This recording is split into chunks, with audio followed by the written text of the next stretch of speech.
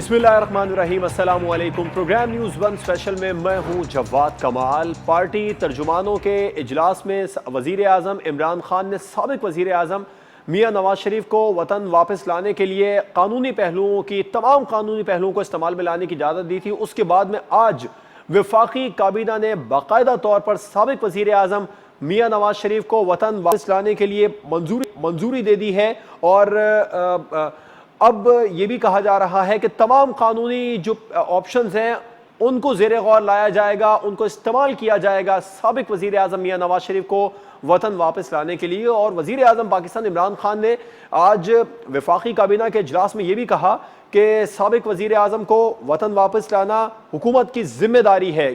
और एक और बयान दिया जो अहम है वो ये कि वो किसी किस्म की ब्लैकमेलिंग में नहीं आएंगे। उन्हें ब्लैकमेल कर कौन रहा है, इस पर प्रोग्राम में डिस्कस करेंगे। और नवाज शरीफ साहब को वतन वापस लाने के लिए जो कानूनी ऑप्शंस हैं इनका नतीजा क्या निकलेगा। अचानक से हुकूमत को इतनी क्या फिक्र सताने लग गई साबिक़ वज़ीर आज़म मियाँ नवाज शरीफ के उनको वतन वापस लाने के हवाले से कि वो वापस आएँ और मुक़द्दमात का सामना करें।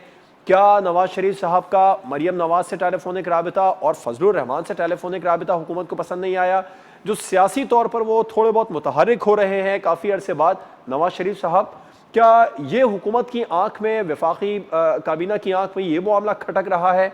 इसके अलावा प्रोग्राम में बात करेंगे अहम तरीन मुलाकात आज हुई शहबाज शरीफ साहब की और मौलाना फजलुर रहमान साहब की, जो पहले दिन से ही हुकूमत के मुखालिफ हैं और हुकूमत के ख़िलाफ़ एक बड़ी तहरीक चलाने के लिए कोशिशें कर रहे हैं। अब 2 बरस बाद भी वो इस कोशिश में हैं कि एक बड़ी तहरीक हुकूमत के ख़िलाफ़ चलाई जाए, एक बड़ा मोमेंटम हुकूमत के ख़िलाफ़ खड़ा किया जाए।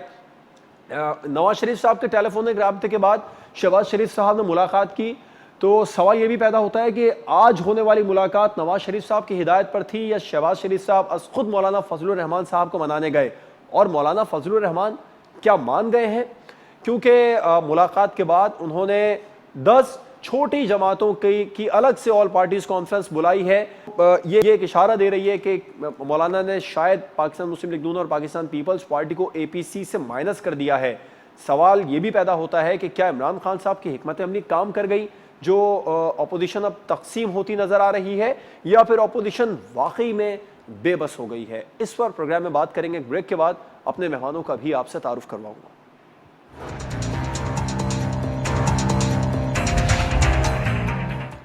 Welcome back. हमें स्काइप पर ज्वाइन किया है पाकिस्तान मुस्लिम लीग नून के रहनुमा डॉक्टर अफनानुल्लाह खान साहब। आपका बहुत बहुत शुक्रिया सर अपना कीमती वक्त हमें देने के लिए। और टेलीफोन लाइन पर हमें ज्वाइन कर रहे हैं पाकिस्तान तहरीक इंसाफ के रहनुमा अब्दुल समद याकूब साहब।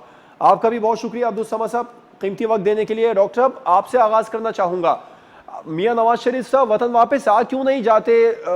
जिन 12 हफ्तों की बात हुई थी वो गुजर गए हैं और अब तो तकरीबन 1 साल होने वाला है उनको बैरून मुल्क गए हुए, और हुकूमत ये कह रही है कि इलाज तो दूर की बात, उन्होंने अब तक एक टीका भी नहीं लगवाया। देखिए बात ये है कि वो गए थे एंड ऑफ नवंबर में, 3rd वीक ऑफ नवंबर में लंदन, और उसके बाद उनके वहाँ पे टेस्ट हुए। दिसंबर 1 महीना उनके टेस्ट वगैरह में लगा, और जनवरी में आपको पता है कि ये कोरोना जो है आउटब्रेक आ गई। फरवरी में इसमें यूरोप में बहुत ज़्यादा प्रॉब्लम आ गई, और उसके बाद जो हॉस्पिटल्स थे उन्होंने तमाम जो इस तरह के ऑपरेशंस थे या जो इवन कैंसर से रिलेटेड बहुत सारे लोगों की सर्जरीज थी उनको पोस्टपोन कर दिया, और सारा फोकस जो है वो कोविड-19 की तरफ चला गया। अब थोड़ा सा सबसाइड किया है इस थ्रेट ने कोविड-19 के। तो आपने देखा होगा टीवी पे भी आया है कि हमारे लीडर मियां मोहम्मद नवाज शरीफ साहब जो हैं वो उन्होंने अभी रिसेंटली हॉस्पिटल्स के चक्कर भी लगाए हैं। तो मेरा ये ख्याल है कि इस बात को इससे ज़्यादा जो है इसमें से कुछ टेक करना जो है वो अक्लमंदी नहीं होगी।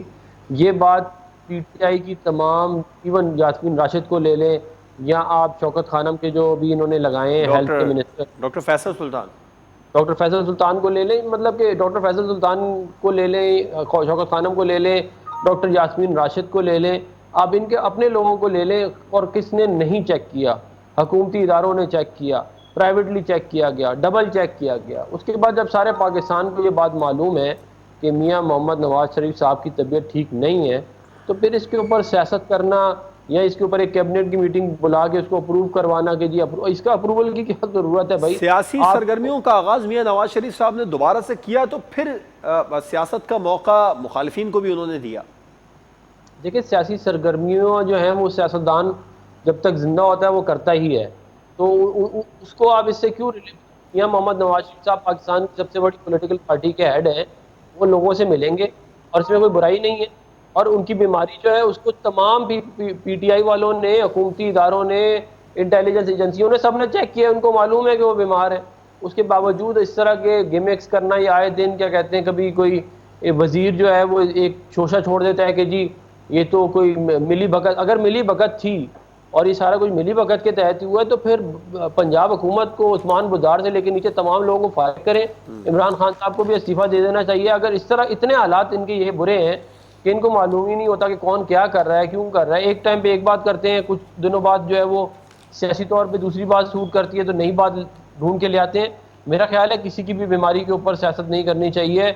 मियां मोहम्मद नवाज शरीफ साहब पहले बहुत दफ़ा पाकिस्तान वापस आ चुके हैं, वो जिला वतनी काट के वापस आ चुके हैं, उनको अपने मुल्क से, वतन से बहुत मोहब्बत है और वो दोबारा वापस आ जाएंगे। हम और इसके अलावा उनकी पूरी फैमिली, शहबाज शरीफ साहब भी गए थे, वो भी वापस आ गए। जब वो गए थे तब भी ये लोग बोलते थे कि वो वापस नहीं आएंगे, वो वापस आ गए। तो मियां मोहम्मद नवाज शरीफ साहब वापस आएंगे ही आएंगे, अल्लाह ताला उनको सेहत और ज़िंदगी दे। और इसके अंदर इसके अलावा कोई और बात जो है उसको करना मेरा ख्याल है कि मुनासिब नहीं है। अब्दुल समद साहब, मियां साहब वापस आएंगे, इतनी जल्दी इतनी बेचैनी किस बात की है? डॉक्टर साहब भी यही कह रहे हैं, डॉक्टर अफनादुल्लाह खान साहब, कि वो पहले भी गए थे तो वापस आ गए थे, उनकी सेहत पे सियासत ना की जाए। कमाल साहब, सबसे पहली बात तो ये कि हम दोनों तर्जमान अपनी अपनी पार्टियों के और मुतअद्दिद बार आपके शोज में अपेयर होते हैं और आगे तर्जमानी करते हैं, लेकिन कभी कभी सूरत हाल ऐसी हो जाती है कि कहीं कहीं पे जाके अपनी ज़मीर की आवाज़ भी इंसान जो है ना वो थोड़ी सी उठा लेता है, चाहे वो अपोजिशन की तरफ से हो या हुकूमती पार्टी की तरफ से हो, रूलिंग पीटीआई की तरफ से। उस वक्त भी हमने बड़े प्रोग्राम किए और हमारा भी स्टैंड सही था, मौक़िफ़ यही था कि सियासत नहीं होनी चाहिए सेहत के ऊपर। लेकिन बाद में ये पता चला कि जिस तरह से मियां साहब वहाँ पे जाके सेहतमंद हमें पाए गए और जिस तरह से वो तस्वीरें अपनी लीक करते हैं, तो उसे ये जाहिर होता है कि उस वक्त भी कोई सियासी मसलहत थी या कोई फौज की गई थी, कोई तब्दील की गई थी, क्या ऐसा था, किस पे जिम्मेवारी आती है? और डेफिनेटली ज़्यादा जिम्मेवारी हुकूमत पे आती है। बीइंग गवर्नमेंट रिप्रेजेंटेटिव, मैं एडमिट करता हूँ कि अगर किसी को अकाउंटेबल हेल्ड करना चाहिए तो वो डॉक्टर यास्मीन राशिद के ऊपर भी जिम्मेवारी आती है, क्योंकि हमें जब रिपोर्ट्स दी जाती थी या हमें तर्जमानों के ग्रुप्स में ब्रीफिंग दी जाती थी, हमसे यही कहा जाता था कि इंतहाई अलील हैं, इंतहाई बीमार हैं और हम एक और प्राइम मिनिस्टर को अफोर्ड नहीं कर सकते कि भुट्टो के बाद एक और प्राइम मिनिस्टर जो है ना वो जेल कस्टडी में या इस तरह से वो उसकी डेथ हो जाए। तो अगर उस वक्त ये कोई सियासी मसलहत इनकी तरफ से थी कि इन्होंने हर हाल में उनको मियां साहब को यहाँ से बाहर भेजना था, तो ये भी उसमें बराबर के शरीक है कि ये गलत रिपोर्ट्स दे रहे थे, या गवर्नमेंट के लेवल के ऊपर या किसी निचली सतह के ऊपर, किसी ना किसी सतह के ऊपर ये रिपोर्ट्स फॉर्ज की जा रही थी। प्राइम मिनिस्टर को गलत ब्रीफ किया जा रहा था, चाहे वो डॉक्टर फैसल सुल्तान की तरफ से हो, क्योंकि कुछ अब ये जो जल्दी ये बेचैनी है, ये मियां साहब के सियासत में फाल होना तो नहीं है? कहीं वफाकी हुकूमत की आंख में ये मामला तो नहीं खटक रहा? वो मौलाना फजलुर रहमान साहब को टेलीफोन कर रहे हैं, वो मरियम साहिबा को टेलीफोन कर रहे हैं। बिल्कुल बिल्कुल, मैंने जहाँ पे बात की ना कि ये अखलाकी इक़दार के हवाले से ये बात आती है कि जब चाहे वो एक अपोजिशन पार्टी से थे, जब वो यहाँ से रुखसत हुए, वो उन्होंने एक मुजरिम की हैसियत से अपनी सजा काट रहे थे। जब वो अदालतों से रिलीफ लेके जब बाहर जाते हैं, और ख़ास ये कि मैं सिर्फ इलाज की घर से और यहाँ से वो कहा गया कि स्पेशल जहाज बुलाया गया और उनका प्लेटलेट्स के हवाले से और बाकी चीज़ों के हवाले से जिस तरीके से रिपोर्ट दी जाती थी कि शायद अल्लाह ना करे कि आज का दिन या कल का दिन या अगले 24 घंटे या दिन में को 3 अटैक्स के बारे में बताया जाता था कि हार्ट अटैक्स हो गए। तो जब वो यहाँ से चले गए तो वो सिर्फ इलाज की घर से गए थे। अब वो वहाँ पे अगर चले चहल कदमी कर रहे हैं वो एक और बात है, लेकिन जब वो एक सियासी सरगर्मियां शुरू करेंगे तो अदालत के मुंह पे भी ये बात आती है कि उन्होंने ये इसलिए तो नहीं रिलीज जी डॉक्टर साहब, सियासी सरगर्मियां ही बड़ी वजह है, क्योंकि गए तो बेसिकली वो मुजरिम की हैसियत से थे और इलाज करवाने के लिए गए थे। अब वो जब सियासी सरगर्मियां करेंगे तो फिर सवाल उठेगा उनके जो इलाज करवाने की नीयत है या जो इलाज करवाने की गर्ज से वो गए थे। ये बड़ा अहम नुक्ता उठाया अब्दुल समद साहब ने। देखिए, इसके अंदर दो बातें। पहली बात तो ये है कि मियां मोहम्मद नवाज शरीफ साहब को जिस जज ने सज़ा दी थी वो जज अब खुद अपनी नौकरी से जा चुका है। तो अगर आप मॉरल ग्राउंड्स पे ये मामला देखें तो मियां मोहम्मद नवाज शरीफ साहब कन्विक्ट हैं ही नहीं। ये बेसिकली उनको एक ब्लैकमेल करने के लिए एक ज़बरदस्ती उनके ऊपर एक कन्विक्शन डाली गई थी ताकि उनसे अपनी शराइत मनवाई जा सकें, जिसके जो शराइत मियाँ मोहम्मद नवाज शरीफ साहब ने ना पहले मानी है ना वो आइंदा मानेंगे। अब बात जहाँ तक ये रह इनकी कहेगी कि उस वक्त रिपोर्ट्स ये आ रही थी कि जिनकी तबीयत ठीक नहीं है और उनको जाने देना चाहिए, तो आप मुझे एक बात बताएं, अगर अगर हमने कौम को, पीटीआई को, हुकूमत को, सबको धोखा दिया और कहा कि मियाँ साहब बिल्कुल ठीक थे और उनको बाहर भेज दिया, तो चले हम तो चले पीएमएलएन में, हमें तो आप छोड़ दें। डॉक्टर फैसल जो है उनको आपने अभी हेल्थ मिनिस्टर बना दिया। अगर आप मतलब एक बंदा जिसने ये सारा ऑर्गेनाइज किया, सारा कुछ चेक किया, उसके बाद आप कह रहे हैं कि जी ये गलत हुआ, तो फिर आप डॉक्टर फैसल को तो कम से कम, चलो आप जो हैं उनको तो आप ना हटाएं, लेकिन आप एक नए बंदे को लाके वजीर बना रहे हैं, और उस बंदे को लाके वजीर बना रहे हैं जिसने मियां मोहम्मद नवाज साहब की रिपोर्ट्स वगैरह चेक की, शौकत खानम में चेक हुई। वो तो एडमिट कर रहे हैं ना, अब्दुल समद साहब कह रहे हैं कि अगर ये रिपोर्ट्स गलत है तो फिर अकाउंटेबल उन्हें भी होना चाहिए, उनसे पूछा जाएगा। मेरा ख्याल है, मैं आपको हकीकत, देखिए बात जो है ना वो मैं आपको बिल्कुल जो एक्चुअल बात है वो ये है कि उनकी तबीयत वाकई खराब आज भी है। अब बात ये है कि हमें ना मालूम था कि कोरोना आ जाएगा, ना किसी और कोई वाली बात मालूम थी कि कोरोना आ जाएगा, और वो उसकी वजह से हॉस्पिटल्स जो हैं वो यूके में नहीं ले रहे, किसी पेशेंट को भी नहीं ले रहे। इवन वो ये कह रहे हैं कि आप ना आए, अगर आप हाई रिस्क पेशेंट हैं तो ये ना आपको कोरोना हो जाए, और चीजें जो हो ना हो, कोरोना ही ना हो जाए कहीं आपको, क्योंकि आपके अगर अंडरलाइंग हार्ट के इश्यूज हैं, आपके अंडरलाइंग अब्दुल समद साहब, अहम नुकता है जो डॉक्टर अफनानुल्लाह खान साहब उठा रहे हैं, इसको तो एक तरफ रखते हैं, ये बताएं जो कानूनी ऑप्शंस हैं ये मजबूर कर देंगे मियां साहब को वतन वापस आने के लिए, जो हुकूमत इस्तेमाल करने जा रही है? देखें, कानूनी ऑप्शंस जहां तक अगर कोई और मुल्क होता तो बड़ी वैलिड होती, लेकिन यूके के लॉज कुछ इस तरह के हैं कि वो तो जो इंटरपोल है उसके भी रेड वारंट्स में भी उनकी कई कॉम्प्लिकेशंस आती हैं। फिर इस लिहाज से अगर देखा जाए तो इसाक डार को, जो कि मफरूज डिक्लेयर एब्सकॉन्डर डिक्लेयर हो गए हैं, वो नहीं वापस ला सकी गवर्नमेंट।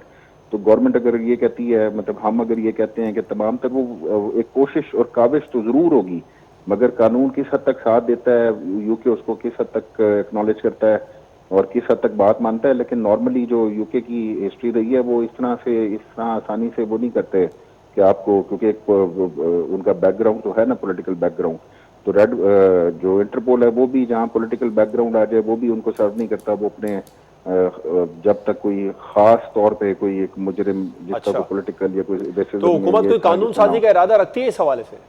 देखिए, हमारे लॉज इस पे इफेक्ट नहीं करते, इस पे इंटरनेशनल लॉज आ जाते हैं। उनसे बात करने का इरादा रख रही है हुकूमत? बिल्कुल बिल्कुल बिल्कुल, वो तो मतलब इतने सीरियस हैं किसी भी तरह ना मियां साहब को वापस लेके आना है पाकिस्तान? देखिए, इसमें सबसे पहले तो जुडिशल फैसला आना ना कि अदालत ने उनको जमानत दी, अगर जमानत उनकी कैंसिल होती है तो उसके बाद कुछ होगा कि रेड वारंट इशू किए जाएंगे, या जो हुकूमती सतह के ऊपर जो भी इकदाम होंगे कानूनी वो बाद में उठाए जाएंगे। अब अगर या तो अदालत अगर उनको जमानत में तोसी कर देती है तो फिर तो एग्जेक्टिव कुछ नहीं कर सकता ना, फिर तो हमारे हाथ, तो हम तो सबसे पहले अदालत के फैसले पे देखेंगे। चले, मुझे ब्रेक पर जाना है, ब्रेक के बाद हम बात करेंगे। अपोजिशन के बड़ों की आज एक और अहम मुलाकात हुई है मौलाना फजल और शहबाज शरीफ साहब के दरमियान में। तो क्या अपोजिशन नई सफ़बंदियाँ करने जा रही है, और ये जो नई सफ़बंदियाँ हैं इनमें बड़ी जमातें शामिल होंगी या नहीं? एक ब्रेक के बाद इस पर बात करेंगे।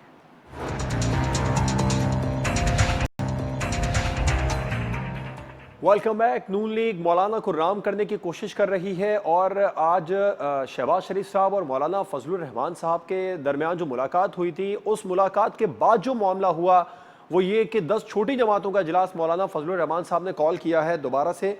तो क्या वो PMLN और पाकिस्तान पीपल्स पार्टी से बिल्कुल ही मायूस हो चुके हैं? इस पर अब प्रोग्राम में बात कर लेते हैं। डॉक्टर अफनानुल्लाह खान साहब, पहले तो ये बता दीजिए, शहबाज शरीफ साहब जो मुलाकात करने गए थे आज, ये मियां नवाज शरीफ साहब की हिदायत पर की या फिर शहबाज शरीफ साहब अस खुद मौलाना को मनाने गए? देखिए, पॉलिटिकल स्ट्रेटजी मोहम्मद नवाज शरीफ साहब की फाइनल से है, वो हमारे कायद हैं और शहबाज शरीफ साहब हमारे सदर हैं। ज़ाहिर है इन्होंने आपस में अफ़ाम व तफ़हीम ही से मामला चलते हैं, तो जो भी उसके अंदर जो डेलिब्रेशंस हैं वो हुई हैं पार्टी के अंदर, और उसके बाद जो है ये इक़दाम उठाया गया है। और उसके अंदर ये था कि कुछ थोड़ा डिले इस वजह से था क्योंकि हासिल बदंजो साहब का अभी इंतकाल हुआ है, तो वो ज़ाहिर नेशनल पार्टी बलूचिस्तान की एक बहुत बड़ी पार्टी है, तो उस वजह से जो है वो ज़्यादातर लोग जो है वो कंडोलेंसेस वगैरह में लग गए थे, जो शायद ये कुछ टाइम पहले हो जाता है ये मामला, लेकिन कुछ डिले इस वजह से भी आ गया।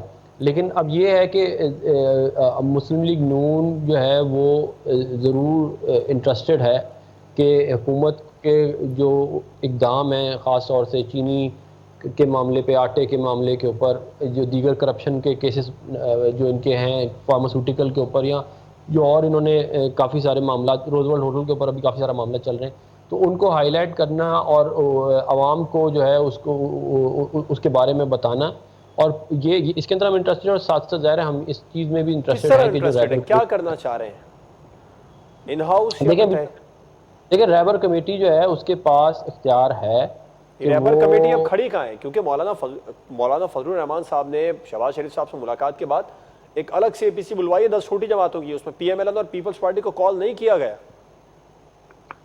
देखिए मौलाना फजलुर रहमान साहब जो हैं वो जमात उलमा इस्लाम के सदर हैं, तो वो अपने हिसाब किताब से चलेंगे ज़ाहिर है, लेकिन जो रैबर कमेटी है वो बेसिकली उसके अंदर रिप्रेजेंटेशन है पीएमएलएन की, पीपल पार्टी की और अब दीगर आप जमातों की। समझते हैं ये रैबर कमेटी इन 10 जमातों को कॉल के बाद अभी भी कायम दायम है? ये रैबर कमेटी की वो वैल्यू है जो पहले थी? देखिए मेरा ये ख्याल है कि रैबर कमेटी की वैल्यू ज़रूर रहेगी, क्योंकि जॉइंट अपोजिशन का सबसे बड़ा जो प्लेटफॉर्म है जिसके अंदर डिसीजन मेकिंग हो सकती है वो रैबर कमेटी ही है। तो उसके अंदर मेरा नहीं ख्याल, ये कहते हैं कि उसकी वैल्यू कम हुई है, लेकिन ज़ाहिर है मौलाना फजलुर रहमान साहब जो है उनकी अपनी एक पॉलिटिकल पार्टी है, उनकी अपनी एक आइडियोलॉजी है, वो अपने हिसाब किताब से चलेंगे, वो हमारे हिसाब किताब से तो नहीं चलेंगे। हम अपने हिसाब किताब से खुद देखेंगे कि मामला को कहाँ लेके जाना है। ये देखिए हमें इस बात का बड़ा इम्कान था कि अगर ये कोरोना ना आता तो शायद ये जो अक्टूबर में लास्ट ईयर धरना हुआ है उसके नतीजे में हम मार्च या अप्रैल में मजीद जो है वो तब्दीली देख रहे थे। क्या लेकिन तब्दीली मिसाल के तौर पे? लेकिन तब्दीली तो 2-3 तरीकों से आ सकती है। एक तो ये है कि क्योंकि ज़रा गवर्नेंस के हालात बहुत ज़्यादा ख़राब हैं। अच्छा, तो तरीके तो बाद में पूछूंगा। तब्दीली के लिए ऑपोजिशन मुत्तहिद हो जाएगी या नहीं हो जाएगी, इस पर मैं आपकी तरफ बाद में आता हूँ। अब्दुल समद याकूब साहब की तरफ वापस आते हैं। अब्दुल समद साहब, ऑपोजिशन दोबारा सब बंदियां कर रही है। शहबाज शरीफ साहब ने कहा कि मुशावरत को आगे लेकर चलेंगे, ये सिर्फ आज तक नहीं थी, और मौलाना फजलुर रहमान साहब ने भी बयान दिया कि तमाम जमातों को इकट्ठा करेंगे। जो अपोजिशन की तकसीम है ये मुल्की मफाद में नहीं है। हुकूमत तैयार है एक बड़ी तहरीक के लिए, कुछ मजीद इन हाउस अपोजिशन कुछ कर सके? देखें, हुकूमत तो हर सतह पे तैयार रहती है और हुकूमत को तैयार रहना भी चाहिए, लेकिन मैं ये खालिसन वैसे अपोजिशन का मामला है, लेकिन मैं इस पर अपना ज़ाती तजिया ये दे सकता हूँ कि इन अपोजिशन की सफ़ों में दरार पैदा करने की जो सबसे बड़ी वजह है वो PMLN है। मुस्लिम लीग नून इसलिए वजह है क्योंकि इससे माजी में इससे पहले भी इत्तेहाद बनते रहे हैं। GDA बना, ग्रैंड डेमोक्रेटिक अलायंस, नवाब अब्दुल खान की 99-98 में, वो उस पर PTI भी शामिल थी, PP भी शामिल थी, उसमें ये ताहिर कादरी भी शामिल थे।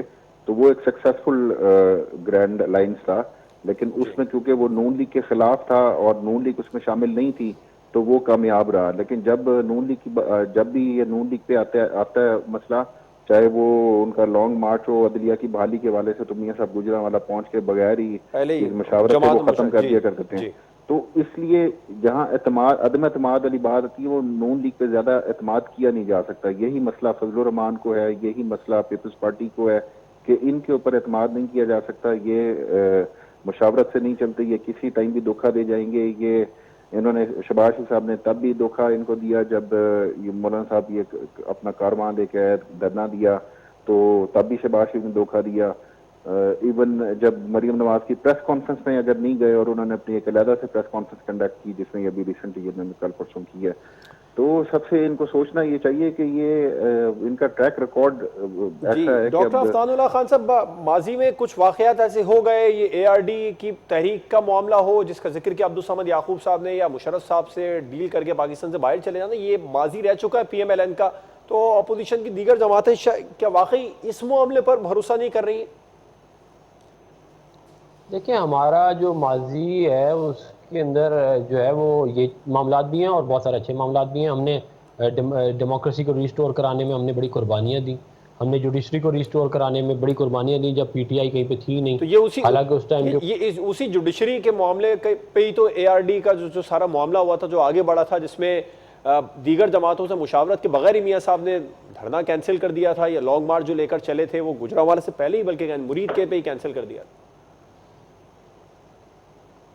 नहीं देखें, उस वक्त ARD तो थी नहीं ना, ARD तो ख़त्म हो गई थी 2007-8 में जब मुशर्रफ ख़त्म हुआ है। उसके बाद पीपल पार्टी की हुकूमत आ गई थी। पीपल पार्टी ने रिस्टोरेशन ऑफ जो जुडिशरी है अच्छा। उसको उन्होंने कहा था हम नहीं करेंगे, हम डोगर कोर्ट को चलाएंगे। तो जब उन्होंने डोगर कोर्ट को चलाया तो मुस्लिम लीग नून के पास इसके अलावा कोई चारा नहीं था कि हम रोड पे आते। जब हम रोड पे आए, गुजरावाला तक आए, तो पीपल पार्टी जो है उसको पुरानी वाली जुडिशरी जो है चौधरी इफ्तिखार साहब जब जिसमें चीफ जस्टिस है, उनको रिस्टोर करना पड़ा। ये तो हमने इस मुल्क के लिए और इस मुल्क की अदालतों के लिए कुर्बानी दी, जिसको एक अच्छी तरह याद करना चाहिए। हालांकि उस टाइम के ऊपर पाकिस्तान तहरीक इंसाफ और इमरान खान साहब कहीं पे थे ही नहीं।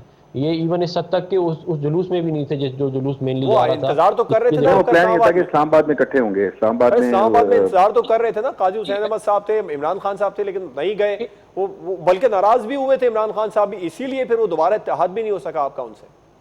नहीं देखें, बात नाराजगी की नहीं, बात यह है कि पाकिस्तान मुस्लिम लीग नून सबसे बड़ी पॉलिटिकल पार्टी उस वक्त भी थी और आज भी है। तो ज़ाहिर है हम अपने डिसीजन जो हैं, अगर हम मियां मोहम्मद नवाज शरीफ साहब अपनी जान हथेली पर रख के तो यही तो लाहौर से मुद्दा निकल उठाए सर, यही तो अब्दुल समद याकूब साहब कह रहे हैं, अपने डिसीजन खुद ले लेते हैं तो फिर एपीसी का फायदा क्या, रहबर कमेटी का फायदा क्या। मेरी गुजारिश सुन लेना। देखिए उस वो सिचुएशन डिफरेंट थी ना, कोई रहबर कमेटी नहीं थी, कोई इस तरह नहीं था। हम हमारा इनिशिएटिव था, इसमें सबसे बड़े स्टेक होल्डर हम खुद थे। हमने कहा था हम जुडिशरी को बहाल कराएंगे, क्योंकि आवाम की, या कहते हैं, आवाज़ थी। तो उसके अंदर ज़ाहिर है मियां मोहम्मद नवाज शरीफ साहब सबसे बड़े लीडर थे, उन्होंने डिसीजन लेना था ना। पीटीआई की तो उसको एक सीट भी नहीं थी। आपको जब उस तहरीक का आगाज हुआ था मियां साहब पाकिस्तान में ही नहीं थे, ये चाहूंगा। तो काजी हुसैन अहमद साहब और छोटी जमातों ने, पीटीआई ने, इन सब ने मिलकर एक बड़ा मोमेंटम बनाया था, फिर मियां साहब आए थे पाकिस्तान। नहीं वो तो वो तो एक और बात है ना। मैं तो ये जो रिस्टोरेशन ऑफ जुडिशरी की बात कर रहा हूँ ना। अब्दुल समद याकूब साहब आप अपना कुछ पॉइंट, मुझे ब्रेक पर जाना है। मैं इनको डॉक्टर साहब को मादी बई की एक बात बता दूं कि जब जुनेजो गवर्नमेंट बर्खास्त हुई थी, ज़ियाउल हक ने जब बर्खास्त की थी 8वीं तरमीम के तहत, तो उन्होंने जलसा, जुनेजो ने, मोहम्मद खान जुनेजो ने जलसा किया था पिंडी में, तो वहां पे भी मियां साहब जो ना वहां पे भी नहीं पहुंच सके। तो मैं ये कह रहा हूँ कि वो इनकी मसलियतों के ये शिकार होते रहे और ये हमेशा से होते रहे, और इन उसमें हमेशा ये गेन करते हैं, ये मौलाना को आगे लगाते हैं या किसी और को आगे लगाएंगे और ये अंडर कवर डील कर लेंगे। ठीक है, आपने पॉइंट दे दिया डॉक्टर साहब। मैं आपका एक और मुख्तसर पॉइंट चाहता हूं, फिर मुझे ब्रेक पर जाना है। क्या ये वजह है जो मौलाना साहब ने आज शहबाज शरीफ साहब से मुलाकात के बाद 10 छोटी जमातों की एपीसी बुला ली, उन्होंने जरूरत ही महसूस नहीं की पीएमएलएन और पीपल्स पार्टी की? देखिए मेरा ये ख्याल है कि मौलाना साहब जो हैं वो ज़ाहिर है उनका अपना एजेंडा है, वो अपने हिसाब किताब से चलेंगे। लेकिन हम ये इस बात के ऊपर कायम हैं कि रहबर कमेटी जो है वो फ़ाल होनी चाहिए और अपोजिशन का सबसे बड़ा प्लेटफॉर्म वही है। और उसके ऊपर जो भी डिसीजन होगा, उसके अंदर पहले भी यकीन दहानियाँ कराई गई हैं, अभी भी हम यकीन दहानी करा रहे हैं। उसमें जो भी डिसीजन होगा उसको उसके ऊपर हम कायम रहेंगे। देखें जो धरने वाली बात बार बार की जाती है, लास्ट ईयर मैं कराची में मेरे लोग, मैंने खुद अपने लोगों को मेक श्योर मोबिलाइज किया था। हमें जहाँ जहाँ ये लोग गुजरे हमने अपने लोगों को मोबिलाइज किया। शिकायत आप ये जरूर कर सकते हैं कि शायद लोग ज़्यादा आते हैं या कम आते हैं, ये एक अलग बहस है। लेकिन ये बात कहना कि हम लोग इन्वॉल्व नहीं थे, या मैं खुद गया हूँ या कहते हैं धरनों के अंदर, हमने जाके इधर कंटेनरों के ऊपर खड़े हुए हैं, तो ये बात मेरा ख्याल है कि ज्यादती है। ये जरूर आप कह सकते हैं कि शायद उनकी उम्मीद हमसे बात नहीं है, बात क़यादत, आला क़यादत की बात है। आपकी आप पे गिला नहीं है, किसी को आपसे गिला नहीं है। देखिए जी, आला क़यादत जो है वो शहबाज शरीफ साहब, एहसन इकबाल साहब, शायद खाकान अब्बासी साहब, जो दीगर हमारे बड़े लीडरान हैं, वो गए थे अपना कंटेनर पे। आप देखें ना, जो आपने 3-4 बड़े नाम लिए, ये सब एक प्लेटफॉर्म पर एक सोच रखते हैं। देखिए हमारी एक पॉलिटिकल पार्टी है जिसके अंदर बहुत सारे लोग हैं, जिसके अंदर बहुत सारे लोगों की बहुत सारी जवाब आ गया सर आपका। मुझे ब्रेक पर जाना है, ब्रेक के बाद हम बात करेंगे ये जो अपोजिशन मुनक़सी है, तक़सीम नजर आ रही है, क्या इमरान खान साहब की हिकमत अमली काम कर गई है, क्या अपोजिशन वाकई में बेबस हो गई है? एक ब्रेक के बाद पर बात होगी।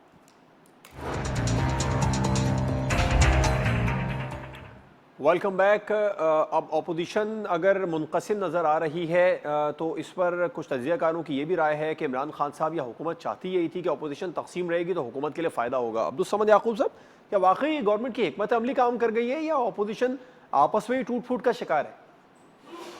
मैं इसमें गवर्नमेंट को तो सिर्फ भी क्रेडिट दे सकता हूँ जब लेजिस्लेशन की बारी आती है, जब ना उस लेजिस्लेशन हो रही थी। यही तो एक बड़ी वजह बनी जिससे मौलाना फजलुर रहमान साहब नाराज हुए। जी हाँ, लेकिन फजलुर रहमान साहब बेजान नाराज हुए हैं, क्योंकि लेजिस्लेशन एक और चीज़ होती है, आपने जो बाहर सियासत करनी है वो एक और चीज़ होती है। क्योंकि ये बिल जो थे ये मुल्की मफाद में थे, फैटअप के वाले से थे, यूनाइटेड नेशन के वाले से थे। तो जहाँ तक उससे बाहर की बात है, ग्राउंड की बात है तो वो उसमें अपोजिशन खुद ही तकसीम का शिकार है। मैं नहीं समझता कि उसमें कि कोई गवर्नमेंट का कोई रोल है कि जिसमें उसको तकसीम करने का सबब बन रही है। तो अच्छा, हमारा उस हद तक तो कोई किरदार, खास किरदार नहीं है। हुकूमत ने कोई ऑपोजिशन खुद ही टूट फूट का शिकार है। डेफिनेटली मैंने आपसे कहा ना कि उसमें अदम एतमाद इतना है कि वो देखें, ये इस तरह की मूवमेंट्स के लिए सबसे पहले क़यादत के ऊपर एतमाद करना जरूरी होता है। जब आप एक क़यादत के ऊपर एतमाद नहीं कर सकते, जब एक बार बार आपको धोखा मिले, क्योंकि फजलुर रहमान साहब ने नो डाउट एक बहुत बड़ी तहरीक चलाई थी, बहुत बड़ी तहरीक चलाई थी, और अगर उनको उसके नतीजे में अगर इन्होंने अपनी देखें टाइमिंग देखें, जब वो आए थे यहाँ पे धरना दिया था तो ये पीछे अपनी फौज मेडिकल रिपोर्ट दे रहे थे, और उन्हीं दिनों में ये अपने जाने की तैयारी कर रहे थे। तो हमेशा से ये इसी तरह से करते हैं, तो इनकी आपस में ये तकसीम का शिकार है। इसमें गवर्नमेंट का तो कोई अमल दखल नहीं है। डॉक्टर साहब, इतनी ज्यादा बेबस ऑपोजिशन क्यों नजर आ रही है? देखिए, ऑपोजिशन बेबस नहीं है, ये बात गलत है कि ऑपोजिशन बेबस है। देखिए, ऑपोजिशन ने बड़ा एक लास्ट ईयर अक्टूबर में एक बड़ा ज़बरदस्त क्या कहते हैं शो इस्लामाबाद में करके सबको दिखा दिया कि अगर हम लोग चाहें तो हम, अब इमरान खान साहब तो सिर्फ ये कहते थे कि वो अभी रोड पे आ एक शो जाएंगे। 11 अगस्त को भी हमें देखने में नजर आया था, जब मरियम नवाज साहिबा की पेशी हुई थी, उसमें भी पाकिस्तान मुस्लिम लीग नून ही तकसीम नजर आई थी। शहबाज शरीफ साहब नहीं नजर आए उस बड़े जो एक मूवमेंट चलाने की कोशिश की गई PMLN की जानिब से। देखिए, मूवमेंट चलाने की कोशिश बिल्कुल भी नहीं की गई थी। अच्छा। वो मरियम नवाज साहब को नैब ने बुलाया था। नैब अगर मूवमेंट चलाना चाहती है तो मुझे नहीं पता, लेकिन सर जब नैब उस पेशी से पहले सोशल मीडिया के तमाम ही पेजेस PMLN ने अपने कारकुनान को कॉल करने के लिए भर दिए थे कि आए मरियम साहिबा की पेशी पर आए। मूवमेंट चलाने की कोशिश नहीं तो फिर क्या था? देखें, एक हम पॉलिटिकल पार्टी हैं, पॉलिटिकल पार्टी के अंदर सर कारकुनान खुद आए थे, उन्हें कॉल नहीं किया गया था? नहीं, हम ऑर्गेनाइज पॉलिटिकल पार्टी हैं, हम अपने हिसाब किताब से चलते हैं। मरियम नवाज साहिबा की सपोर्ट कराची से खैबर तक है। ये सपोर्ट शहबाज शरीफ साहब को नहीं है क्या? डॉक्टर साहब, ये सपोर्ट शहबाज शरीफ साहब को नहीं है क्या, जो सदर है पार्टी? ये एंड और वाला मामला नहीं है ना, ये जीरो सम गेम नहीं है, उनकी भी सपोर्ट है। अच्छा। मियां मोहम्मद नवाज शरीफ साहब की सबसे ज्यादा उनको कारकुनों की सपोर्ट है।